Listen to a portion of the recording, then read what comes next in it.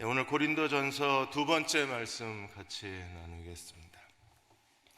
지금 경주 지역에서 계속 지진이 일어나고 있는데 네티즌 사이에 8시 33분 저주론이 나왔습니다. 이게 전 세계에 어디에서도 일어나지 않았던 현상이 대한민국 땅에서 일어나고 있는 거예요. 아시는 것처럼 지난 12일 날 규모 5.8 지진이 8시 32분 54초에 일어났습니다. 그리고 19일 날 규모 4.5 지진이 8시 33분 58초에 일어났습니다. 1분 차이입니다. 그런데 지난 7월에 울산 앞바다에서 규모 5.0 지진이 일어났었을 때에도 8시 33분 03초입니다. 그러니까 울산 7월에 일어난 거, 9월에 경주에 일어난 거 두 차례가 8시 33분이라는. 그래서 8시 33분 저주론이 나온 거예요. 이단들이 벌써 이거 가지고 이제 새로운 가르침을, 종말의 가르침을 만들어내기 시작했습니다. 이단들은 진짜 부지런합니다. 벌써 이거 가지고 신종말론을 만들어내기 시작했어요.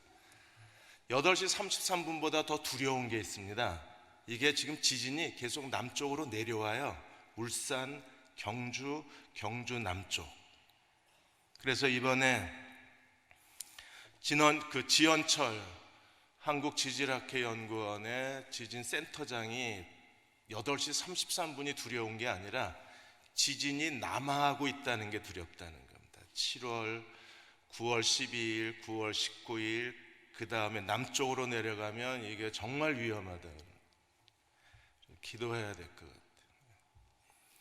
한국이 이제 지진의 안전지대가 아니라 이제 지진의 위험지대라는 사실에 국민들이 지금 패닉 상태에 빠져 있는 거예요.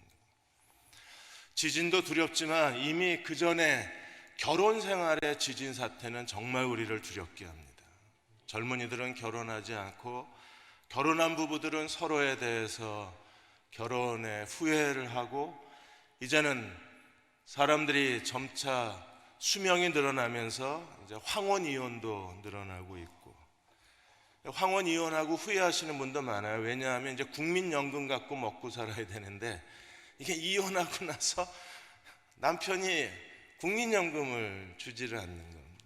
그랬더니 또 이혼한 아내들이 남편을 대상으로 소송을 하는 거예요. 국민연금 나눠 갖게 해달라고.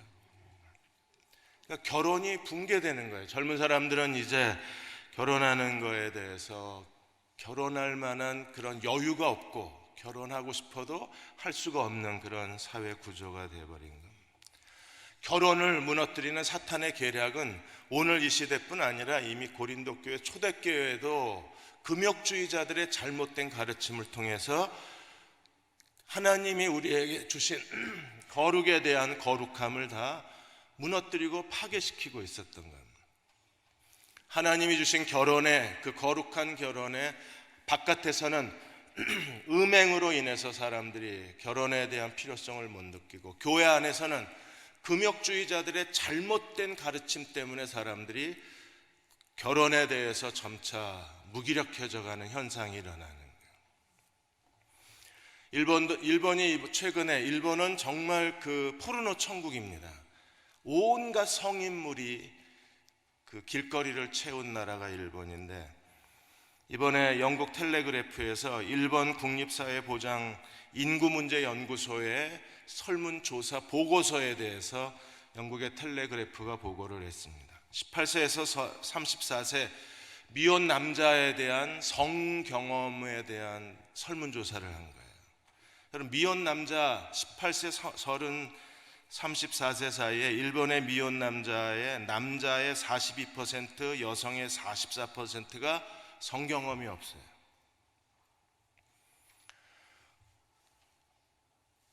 왜 안 놀라시죠?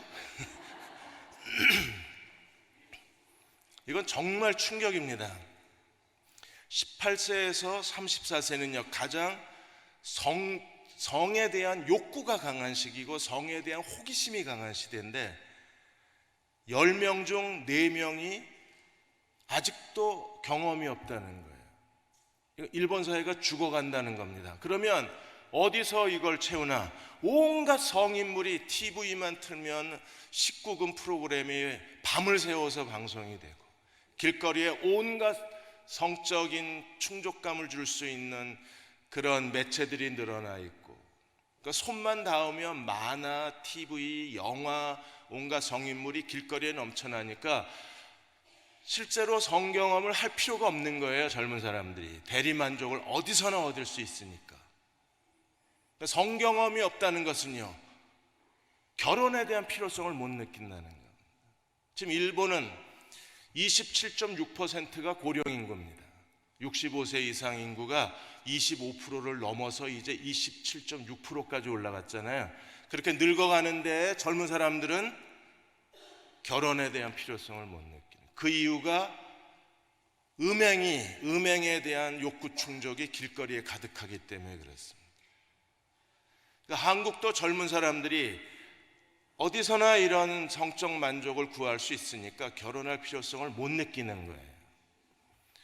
밖에 우리 사회 분위기가 이런 성적 욕구 충족을 가능하게 한 사회 구조, 음행의 도시들이 가득 차 있기 때문에 젊은이들이 결혼의 필요성을 못 느끼고, 교회 안에 들어오면 금욕주의자들의 그런 잘못된 가르침으로 인해서 젊은 사람들이 결혼에 대해서 움츠려들고 있는 거예요. 고린도 교회는 어떤 금욕주의자들이 있었습니까? 결혼이라고 하는 것은 하나님이 둘이 한 몸으로 만드시는 거다. 그래서 이제 둘이 아니라 하나다. 그러므로 불신자하고 결혼한 사람은 불신자와 한 몸이 되기 때문에 육과 영이 더러워진다. 거룩해질 수 없다. 그러므로 육과 영이 거룩해지려면 불신자 아내, 불신자 남편하고 잠자리를 거부하라. 이렇게 된 거예요. 그래서 지난 시간에 우리가 1절에서 7장 1절에 16절까지 너무나 충격적인 이 이단들의 가르침에 대해서 1시간 동안 같이 말씀을 나누었습니다. 그러니까 사람들이 불신자하고 잠자리를 같이 하면 자기가 더러워진다고 생각을 하니까 이제 잠자리를 거부해야 되는데, 그게 되지 않으니까 교회 내에 뭐가 성행했어요? 아예 내다버리는 겁니다. 불신자 아내를 내다버리고 불신자 남편하고 이혼을 하는 게 교회 안에 일어난 현상이 되어버린 거예요. 그래서 독신을 살기를 주장하기 시작한 겁니다. 그래서 바울이 한 말이 뭐예요? 독신은요, 아무나 하는 게 아니라 하나님의 특별한 은사와 선물이 있어야 가능하다는 거예요. 두 번째는 뭐예요? 하나님이 주신 선물이 성과 결혼이라는 거예요. 하나님께 거룩하기 위해서 하나님이 주신 걸 버릴 수는 없는 거잖아요. 오히려 결혼을 통해서 우리가 더 하나님 앞에 거룩한 제물로 남편과 아내가 한 몸이 되어져서 바쳐져야 되는데, 이런 잘못된 가르침으로 인해서, 이단들의 가르침으로 인해서 결혼이 파괴되는 거에 대해서 큰 어려움을 겪은 겁니다. 그래서 바울이 가르친 결혼의 두 가지 비밀이 무엇입니까? 하나는 뭐예요? 거룩의 전염성. 거룩은 전염이 된다는 겁니다. 그래서 믿지 않는 남편이 믿는 아내로 인하여 거룩해지고, 또 믿는 남편으로 인해서 믿지 않는 아내도 거룩해지고 자녀들도 거룩해질 수 있다. 이게 바울이 결혼이 가지고 있는 그 생명의 영향력에 대해서 설명한 거잖아요. 또 두 번째 비밀은 뭡니까? 결혼을 통해서 구원시킬 수 있다는 거예요. 믿지 않는 남편도 구원할 수 있고, 믿지 않는 아내도 구원할 수 있고, 믿지 않는 자녀도 구원할 수 있는 것이 하나님이 결혼을 통해서 주시는 놀라운 선물이라는 거예요. 결혼이라는 것은 하나님이 만드신 거예요. 창조의 원리가 결혼의 원리가 되는 거예요. 하나님이 창조주이시라면 창조주 하나님이 만들어낸 인간 창조, 인간 통치, 생육하고 번성해야 할 인간의 가장 기본적 생명의 윤리가 성과 결혼이기 때문에 우리가 하나님이 우리에게 주신 성과 결혼을 아름답게 여기고 존귀하게 여기고 거룩하게 받아들여야 하는 거예요. 그리고 그 결혼을 통해서 하나님이 거룩의 능력이 온 가족에게 전염이 되고, 그 결혼을 통해서 너와 네 집이 구원을 얻으리라 하나님의 약속을 이루시는 거예요. 연세중앙교회 유근수 집사님이 그 간증을 홈피에 올려놓으셨는데, 아들이 군대를 갔다 오더니 갑자기 교회를 나가기를 시작을 하는 겁니다. 그러더니 일요일날 가족 모임이 있으면 빠지고 명절에도 빠지고 이래서 집안 어른들한테 이제 꾸중을 들은 거예요. 그래서 아들한테, 엄마도 그 아버지도 아들한테 교회 그만 나가라고 했는데, 아들이 그래도 열정적으로 교회를 나가니까 어느 날 아들을 불러놓고 아버지가 야, 교회냐 부모냐 택하라 그랬는데 아들이 아무 얘기도 안 하는 거예요. 어느 날 이제 아버지가 화가 나서 현관 비밀번호 바꾸고 애를 내쫓아 버렸어요. 대학교 4학년인데 등록금도 주지 않고. 엄마는 뭐 매일 울고 지금 뭐 어디서 잠을 잘지 어디서 뭘 먹을지, 그래도 아버지는 꿈쩍도 안 하고, 그렇게 하면 아들이 돌아올 줄 알았는데 안 돌아오는 겁니다. 점점 마음에 분노가 일어나는 거예요. 그러던 2008년 봄에 그 아내가 그냥 골목길을 가는데 평지였는데 넘어졌는데, 골절이 일어났는데, 그냥 비탈길에서 넘어진 것도 아니고 평지에서 넘어졌는데 골절이 3군데가 일어난 거예요. 그래서 의사가 도대체 어떻게, 누가 골목의 땅에 내팽개치지 않았는데 이렇게 골절이 일어날 수는 없다는 얘기를 듣고, 이 아버지가 혹시 예수장이 아들을 박해해서 내가 이런 어려움을 겪는 게 아닌가, 불현듯 그 생각이 들더랍니다. 그래서 진지하게 병원에 입원하고 있는 아내하고 계속 그 얘기를 한 거예요. 내가 우리가 아들을 핍박해서 그런 게 아닌가, 막 두려운 마음이 들더랍니다. 근데 어느 날 이제 연세중앙교회에서 전도 집회가 열렸는데 아들이 부모에게 같이 가자고 그런 거예요. 얼른 따라갔대요. 가뜩이나 지금 두려움이 차 있었는데 교회 가자 그러니까 얼른 따라가고, 그날 예수 믿고 그날 교회 등록을 하고, 그리고 그날 하나님의 능력을 경험해. 아내가 굉장히 오랫동안 뭐 만성 기관지염인가 뭐 때문에 고생을 하고 있는데 그날 치유를 받은 거예요. 아들 하나 때문에 온 가족이 다 구원을 받는 거예요. 그게 하나님이 결혼을 통해서 주시는 2가지 비밀이에요. 거룩의 능력과 그리고 구원의 비밀인 겁니다. 17절에서 24절까지 바울이 이렇게 잘못된 이단들 때문에 결혼한 남편을 버리고 결혼한 아내를 버리고 갑자기 이혼하고 독신으로 빠져나가는, 이렇게 자리를 이동하는, 혼자 거룩해지겠다고 혼자 구원받겠다고 서둘러서 이단의 가르침에 종노릇하는 사람들을 향해서 17절에서 24절까지 바울이 그들에게 주는 권면이 무엇입니까? 제발 좀 그대로 있으라는 겁니다. 결혼했으면 그냥 그 자리에 있어라. 결혼 안 했으면 그 자리에 있어라. 그래서 이단들로 인해서 교회에 커다란 혼란과 소용돌이가 일어났었는데 바울이 그들에 대해서 권면을 주는 말씀이 그대로 있으라는 거예요. 그래서 17절에 보시면 오직 주께서 각 사람에게 나눠주신 대로 하나님이 각 사람을 부르신 그대로 행하라. 그리고 다시 20절에 보시면 각 사람은 부르심을 받은 그 부르심에 그대로 지내라. 그리고 24절에 형제들아 너희는 각각 부르심을 받은 그대로 하나님과 함께 거하라. 그래서 가장 커다란 초대교회의 가장 큰 문제를 일으켰던 2개의 카테고리, 하나는 할례 문제고 또 하나는 노예 문제, 이 2가지 가장 큰 논란과 혼란과 그리고 갈등을 일으켰었는데, 이 2가지에 대해서 바울이 할례제도, 노예제도를 통해서 결혼제도까지 언급하면서 하나님이 부르신 그 자리에 그대로 있으라는 거예요. 이 그대로 있지 못하게 만든 게 뭡니까? 이단들의 가르침입니다. 교회 안에 성숙하다고 스스로 신령하다고 말하는 사람들이 잘못 가르쳐서 그들이 감수성이 예민한 사람들을 자기들 종노릇을 삼는 거예요. 이게 바울이 계속해서 권면하는 게 교회 안에 거짓 가르침이 사람들을 자기 종으로 삼는 겁니다. 그래서 할례에 있어서, 그 다음에 노예제도에 있어서, 심지어 이제는 결혼제도까지 이단들의 가르침으로 인해서 하나님이 주신 결혼의 윤리가 다 파괴되고 있는 겁니다. 이게 사람이 처음 예수 믿을 때 한 번 잘못 믿으면 이게 빠져나갈 수가 없어요. 이게 종신형 감옥 같습니다. 그래서 정말 무서운 거예요.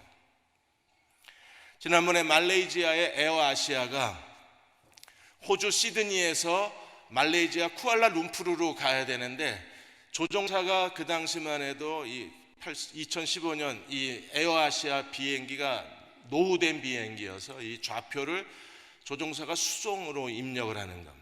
근데 현재 위치를 잘못 입력하는 바람에 이게 말레이시아 쿠알라룸푸르까지 가야 되는데 호주 시드니에서 호주 멜번으로 가버린 거예요. 비행기가 뜨고 나서 잘못 입력한 걸 알았을 때는 이미 늦은 겁니다. 왜냐하면 이게 한번 좌표 입력하고 비행기가 뜨면 좌표를 누구도 변경을 못해요. 그래서 꼼짝없이 조종사하고 승객들이 호주 시드니에서 호주 멜버른까지 거기 가서 도착을 한 겁니다.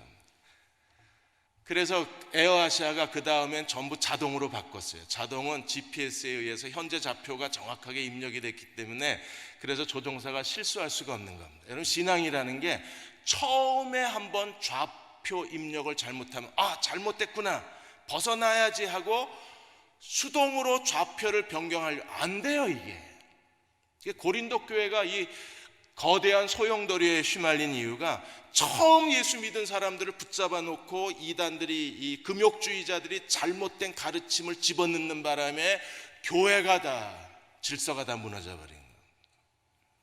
제일 먼저 할례, 18절에 19절까지 할례에 대해서 설명을 합니다. 할례자로 부르심을 받았으면 무할례자가 되지 말고. 이게 무슨 얘기입니까? 무할례자로 부르심을 받았으면 할례를 받지 말라. 할례를 받았느냐 안 받았느냐보다 더 중요한 게 뭐예요? 19절에 오직 하나님의 계명을 지키는 게 중요한 거예요.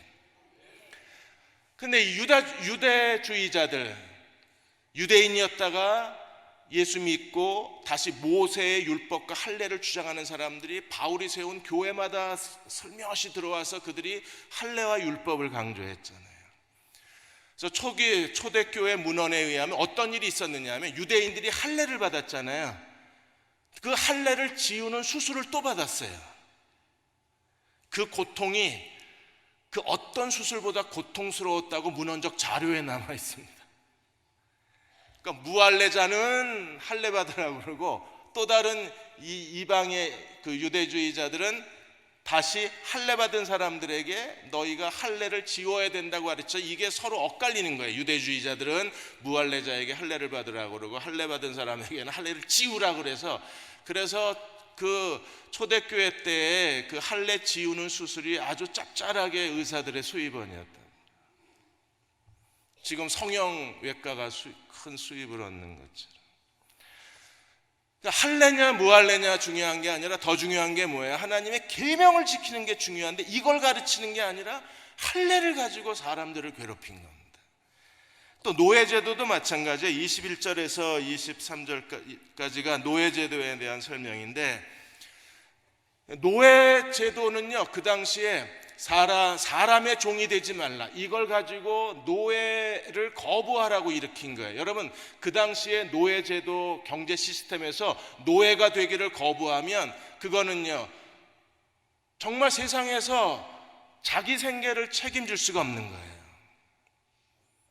지금 졸업한 사람들이 회사에 들어가야 먹고 사는 생존 구조처럼, 당시의 노예제도는 하나의 거대한 사회의 생존 구조이기 때문에, 그래서 성경은 노예제도에 대해서 그렇게 비판하지. 우리가 지금 생각하는 미국의 흑인들의 쿤타킨테 뿌리 그 영화의 노예가 아니에요. 그 당시 노예는 사회제도예요. 그래서 데일 마틴이라는 학자는 말하기를 고대 노예제도는 경제구조다 그랬어요.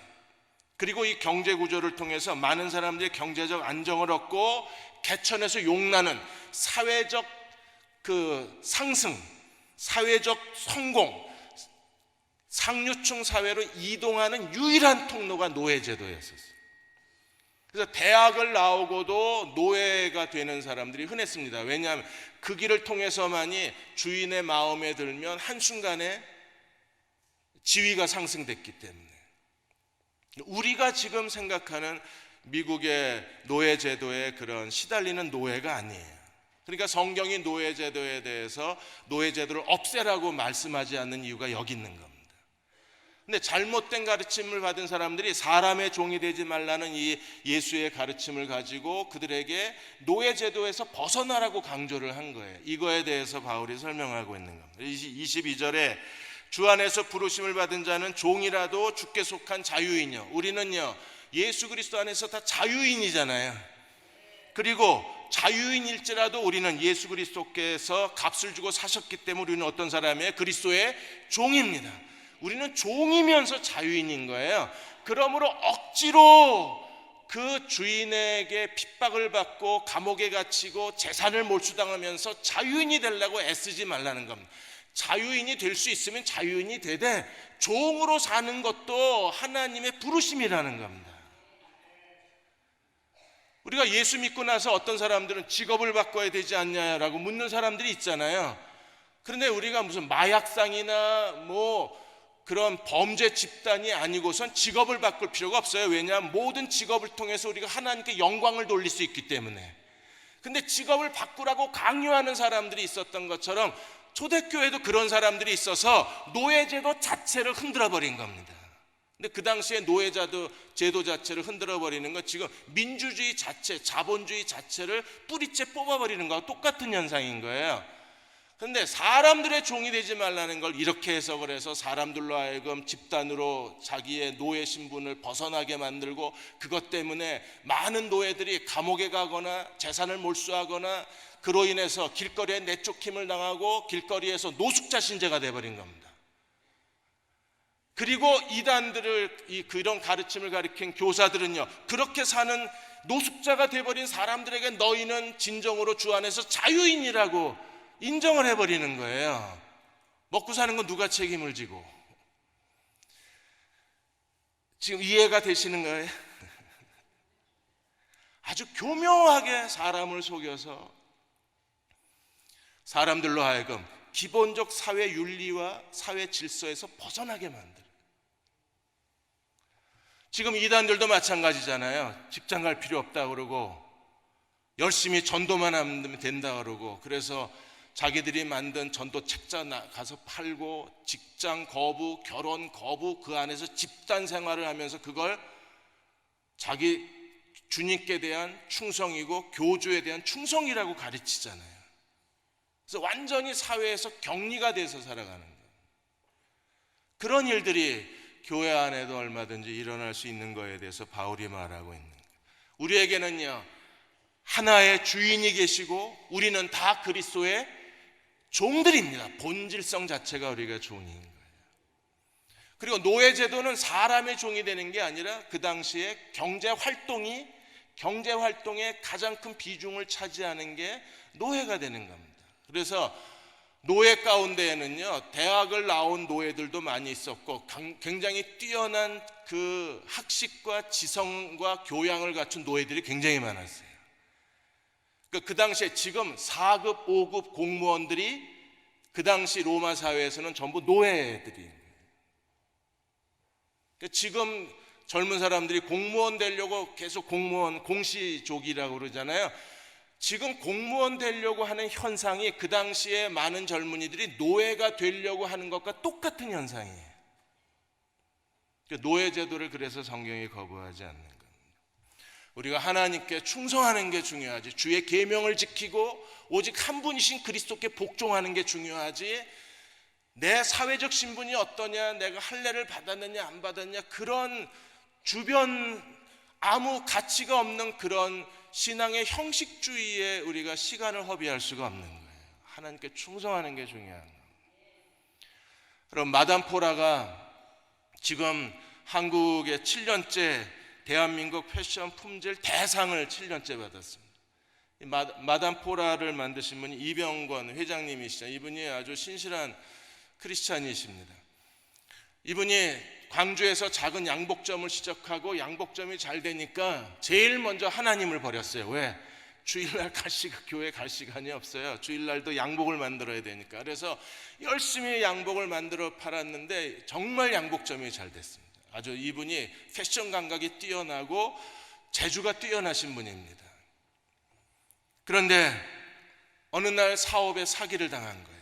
사업에 사기를 당한 것뿐 아니라 세무서에 누가 고발을 해서 그래서 세무조사를 받게 된 거예요. 그래서 검찰에 끌려갑니다.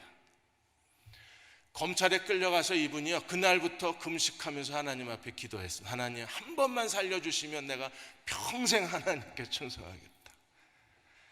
다급하면 다 그런 기도 나오잖아요. 근데 정말 그는요, 하나님 앞에 전심을 다해서 기도했습니다. 자기가 돈 좀 번다고, 사업이 잘 된다고 하나님 버린 거 철저하게 회개하고 하나님을 의지한 거예요. 기적적으로 검찰에서 무혐의로 풀려났습니다. 검찰이 무혐의를 처리하니까 세무조사도 중지가 돼버린 거예요. 만일에 세무조사 맞았으면 완전히 알거지가 되는 건데 세무조사가 멈춘 거예요. 그때부터 오직 하나님입니다. 아침에 새벽에 일어나서 성경 읽고 기도하면서 하루를 시작해서, 그래서 마담 포라 기업을 일으키게 되고, 이 마담 포라가 지금 벌써 60년 됐잖아요.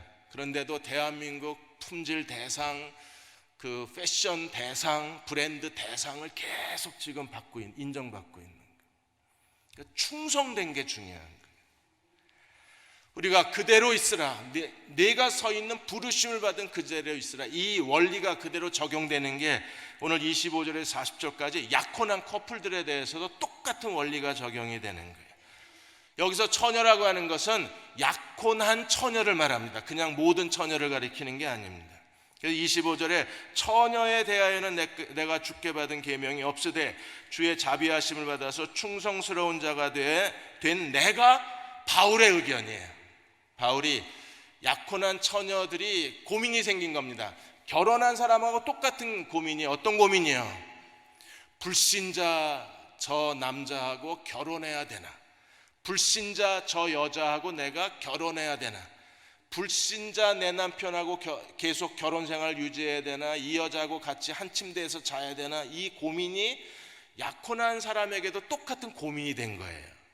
그래서 바울이 약혼한 처녀들에 대해서 설명하고 있는 겁니다. 약혼한 처녀들에 대해서도 뭐라고 얘기했어요? 26절에 내 생각에는 이것이 좋으니 곧 임박한 환난으로 말미암아 사람이 그냥 그대로 지내는 게 좋으니라. 그냥 그대로 지내라. 만일에 약혼했으면 두 가지죠. 결혼해도 좋고 안 해도 더 좋고. 안 해도 더 좋고 그랬으면 바울이 지금 뭘 우리에게 강요하고 있는 거예요? 해도 괜찮은데 안 하면 더 좋고. 왜요? 지금 이 시대에 바울이 이런 식으로 얘기했다가는요, 이게 국정원에서 잡아갈 일입니다. 왜요? 지금 결혼하고 애 낳아야 되는데 조국의 미래를 위해서. 이대로 가면 제일 먼저 지구상에서 사라질 나라가 대한민국이잖아요. 2750년에 제일 먼저 지구상에서 사라질 나라 한국은 뭐든지 1위를 해야 만족해요. 제일 먼저 사라질 나라가 대한민국, 우리 조국입니다. 왜? 너무 결혼을 안 하고 너무 애를 안 낳아요. 그러니까 이대로 가면 일본보다도 지금 출산율이 낮잖아요. 근데 지금 바울이 얘기한 대로 결혼하지 마, 그게 더 좋아 이랬다가는 박근혜 정부가 와서 잡아갈 것 같아요. 이 원리를 어떻게 적용해야 되나? 그래서 28절에 장가가는 것도 죄 짓는 것이 아니요 처녀가 시집가는 것도 죄 짓는 것이 아니로되. 결혼해도 좋고 안 해도 좋아. 왜 근데 바울이 그냥 있으라 그래요? 지금 교회 안에 거대한 혼란, 교회 밖에는요, 이게 여자의 가치가 없는 거예요. 그냥 남자들의 성적 도구이고 그냥 남자들의 부의 기준이 돼버린 거예요. 그 남자가 얼마나 성공한 남자인가는 마누라가 몇이냐로 결정되는 시대니까 이게 여자의 가치가 없어지는 겁니다. 존엄성을 다 잃어버리고 교회 안에서조차 이 잘못된 가르침으로 인해서 그냥 사람을 내다버리는 그런 결혼이 파괴되는 시대가 돼버렸으니까, 그러니까 바울이 그 결혼의 극심한 혼란의 현상을 보고 안 할 수 있으면 안 하는 게 좋겠다는 겁니다. 결혼제도 자체를 부정하는 게 아니라 그 시대 상황을 부정하는 거예요. 이거 아무데나 가서 적용하시면 안 됩니다. 아들 딸 앉혀놓고 오늘 밤에 바울이 생각이지만 아빠 생각도 똑같아, 결혼하지 마라, 이렇게 하시면 안 돼요.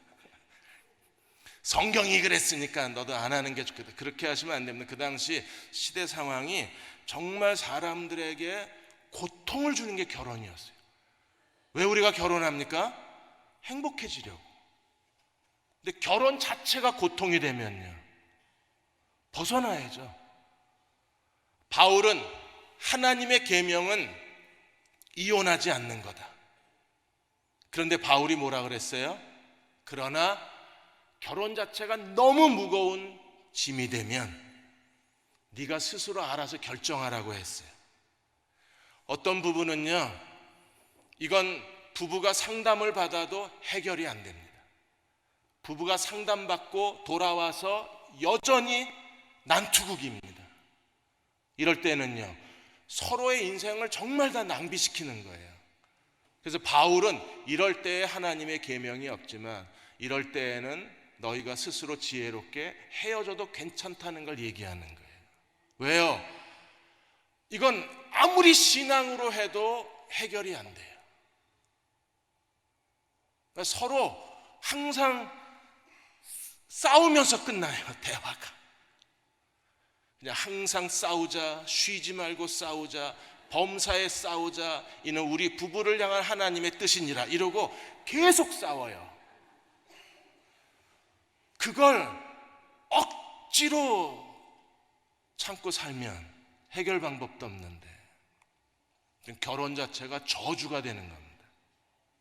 그래서 바울이 오늘 이런 이들은 육신에 뭐가 있어요? 고난이 있으니 나는 너희를 아낀다 그랬습니다.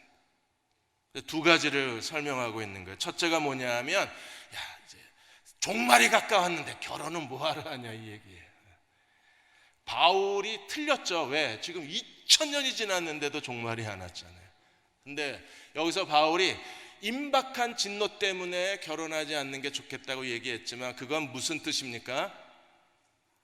곧 주님이 오시기 때문에 이 세상의 삶을 포기하라는 게 아니라 이 세상에서의 행복보다 더 중요한 삶의 가치관이 있다는 거예요. 그 가치관이 뭐예요?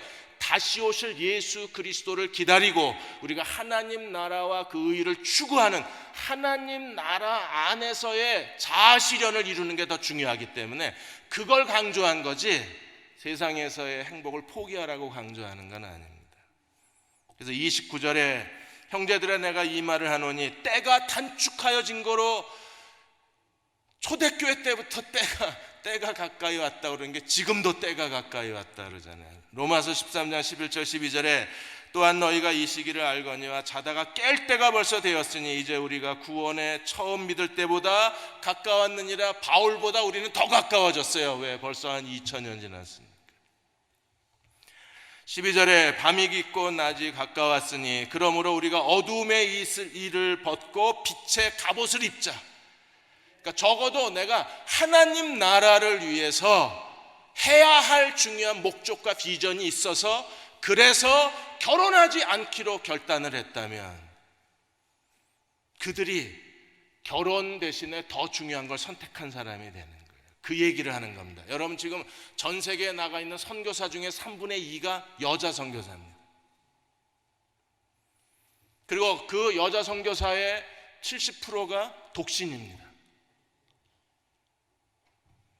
대단한, 스스로 하나님 앞에 하나님께 자기를 바친 사람들이에요. 자기 평생을 하나님께 드린 사람들. 그들은요 하나님이 주신 사명, 그리스도의 지상명령에 그리스도를, 지상명령을 자기 남편으로 삼고 평생을 하나님께 드린 사람들입니다. 그런 경우를 얘기하는 거지, 내일 주님이 오시니까 오늘 이 세상 삶을 억지로 포기하라는 게 아닙니다. 더 거룩한 비전과 더 거룩한 과업과 더 거룩한 하나님께 우리가 받은 충성해야 할 하나님이 주신 사명으로 인해서 우리가 결혼을 포기할 수 있으면 포기해도 괜찮다는 거예요.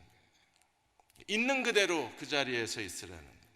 그 다음에 두 번째 이유는 무엇 때문에 그렇습니까? 염려 때문에 그렇습니다. 결혼하면 결혼 생활에 충실해야 되잖아요. 그러니까 바울이 이걸 굉장히 부정적으로 설명을 했는데 그 당시 사회는요 이게 부정적일 수밖에 없어요. 왜냐하면 아내는 철저하게 집안의 재산의 목록 중에 하나였었어요. 그러니까 자가용 세대, 마누라 넷, 땅 1000평, 그리고 건물 7개 이렇게 설명을 했어요. 그러니까 재산 목록에 아내가 몇 이게 들어가 있고 적어도 상급 공무원이면 마누라 둘, 2급은 마누라 넷 이렇게 해서 사회적 지위에 따라서 얻을 수 있는 마누라가 제한되어 있었어요. 여러분 그 시대에 안 태어난 거 정말 감사하셔야 돼요.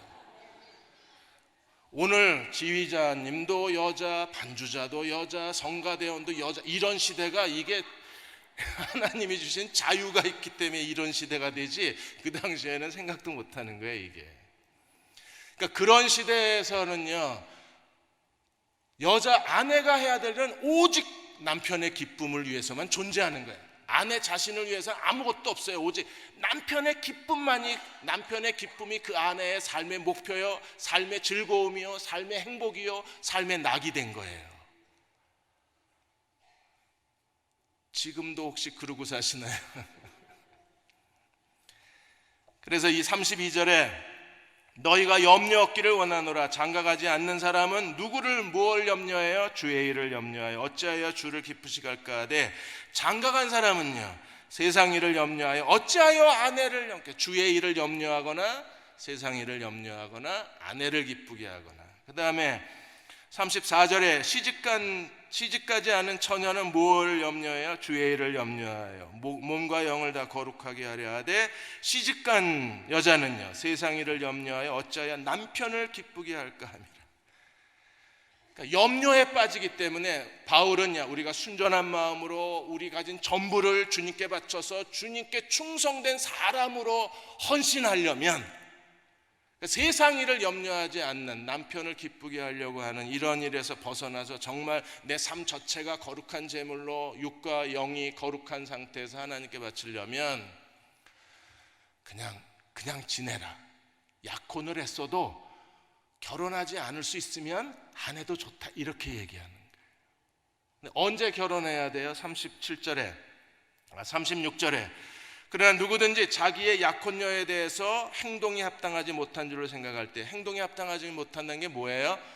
공동 번역에 보시면 욕정을 참지 못하면, 약혼자에 대해서 정욕을 참지 못하면 결혼해. 그런데 37절에 그러나 정욕을 참을 만하고 스스로 자기 자신을 자제할 수 있으면 결혼하지 안 하는 것도 잘하는 거다 이렇게 설명을 하고 있습니다.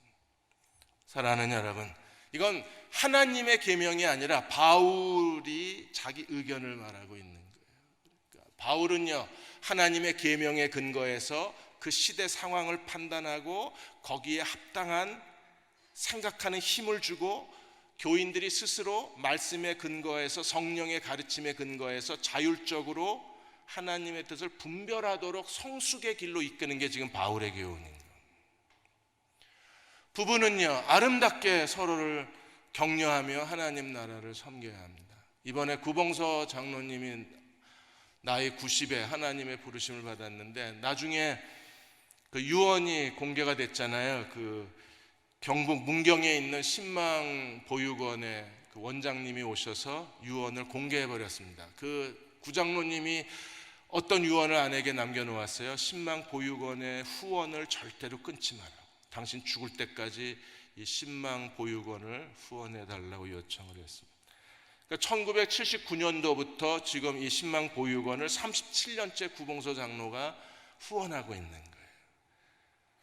후원만 하는 게 아니라 매년 찾아가서 아이들을 격려하고 아이들을 기도해 주어서 그 신망보육원을 통해서 800명의 원화가 배출이 됐는데 많은 교수가 거기서 나오고 또 이 의사도 나오고 변호사도 나오고 그 신망보육원을 통해서 목사도 몇 명이 배출이 된 거예요.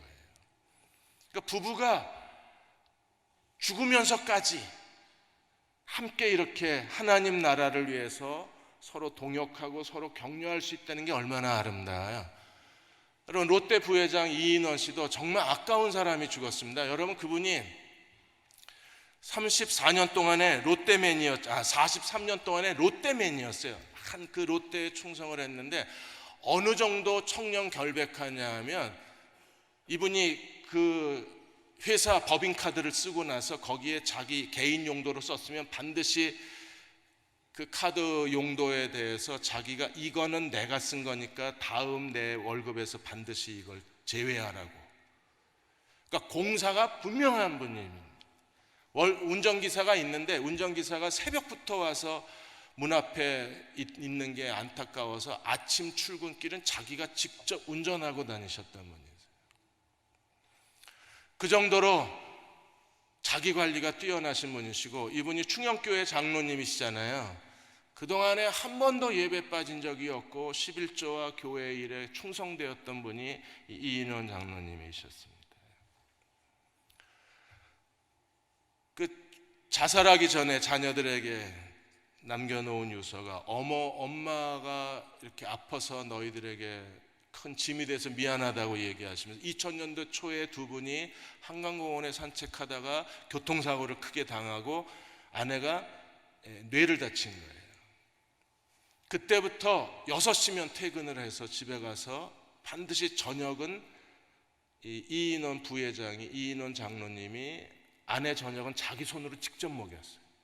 해외 출장 가는 거 외에 국내에 있을 때에는 6시면 퇴근해서 저녁 먹이고, 아내가 하루에 한 번씩 외출을 안 하면 이게 굉장히 과도한 스트레스를 받습니다.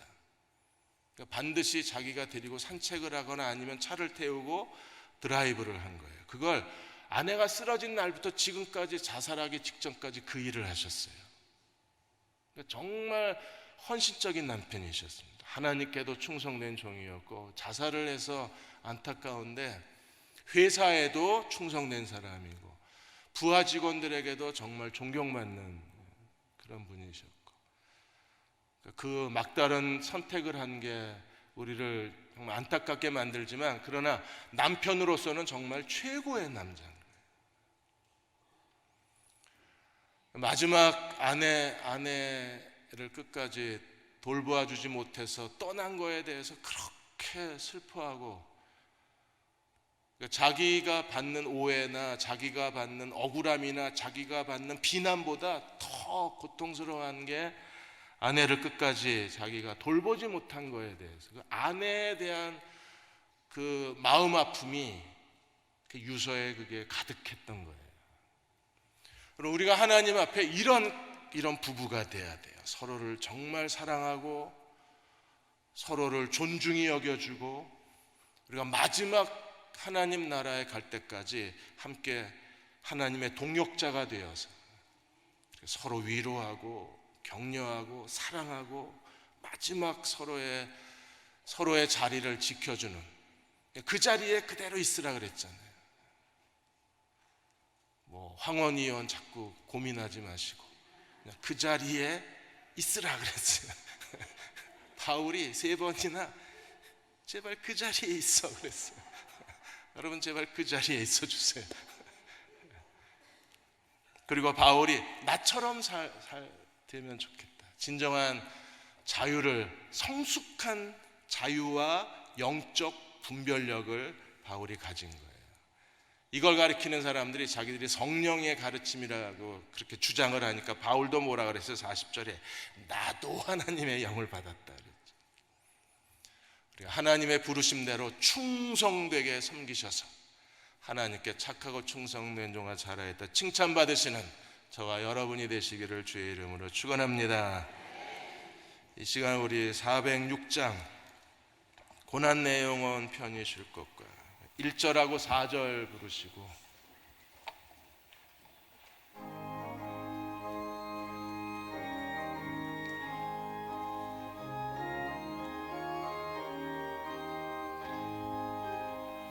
고난 내 영혼 편히 쉴 곳과 풍랑이라도 안전한 포구 폭풍까지도 다스리시는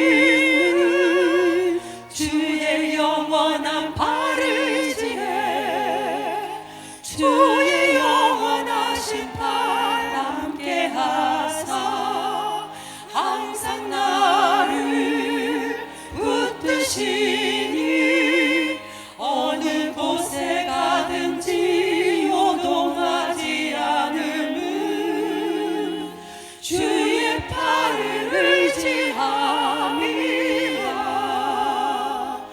능치 못한 것 주께 없으니 나의 일생을 주께 맡기며 나의 모든 짐 대신 지시는 주의 영원한 팔을 지해 주의 영원하신 팔 함께 하사 항상 나를 붙드시니 어느 곳에 가든지 요동하지 않음은 주의 팔을 의지함이라. 그래서 우리 기도하겠습니다. 능치 못한 것 주님께 없습니다.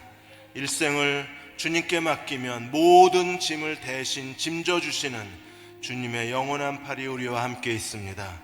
하나님, 저희들 가정을 축복하여 주셔서 남편과 아내가 주님 앞에 서는 그날까지 서로 사랑하고 서로 섬기고 서로 위로하는 가정이 되게 하여 주시고, 부모와 자녀가 서로 존경하고 서로 위로하며 하나님을 경외하는 믿음의 가정으로 저희 가정을 축복하여 주옵소서. 하나님의 복 주신 가정이기를 원합니다. 너와 내 집이 구원을 얻으리라 그 약속이 이루어지게 하여 주옵소서. 너와 내 집이 하나님의 복을 받으리라 그 약속이 이루어지게 하여 주시고, 너와 내 집이 하나님의 약속 위에 서리라. 하나님께서 다윗에게 언약하신 대로 하나님, 나와 내 집을 하나님 견고케 하여 주시고 나와 내 집이 하나님 앞에 존귀하게 하여 주옵소서. 주의 사랑으로 서로 사랑하고 주의 용서로 서로 용서하고 주의 능력으로 서로를 붙잡아 줄 수 있는 하나님이 복 주신 가정이 되게 하여 주옵소서. 우리 다 같이 함께 통성으로 기도하겠습니다. 하나님, 저희 가정을 긍휼히 여겨 주옵소서. 하나님, 복 주시옵소서. 하나님이 존귀케 하시는 가정이 되게 하여 주옵소서.